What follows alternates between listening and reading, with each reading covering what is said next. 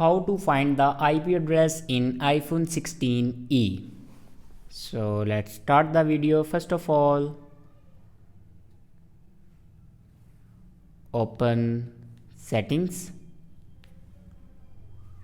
In settings, scroll down and then click on Wi-Fi.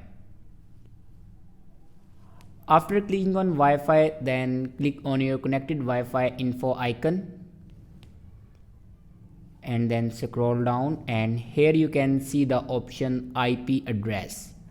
Now here you can see my IP address is 192.168.1.36. Now scroll down and here you can see another settings. Now additional IP addresses.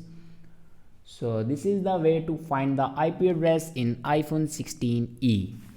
I hope this video is helpful for you. Thanks for watching.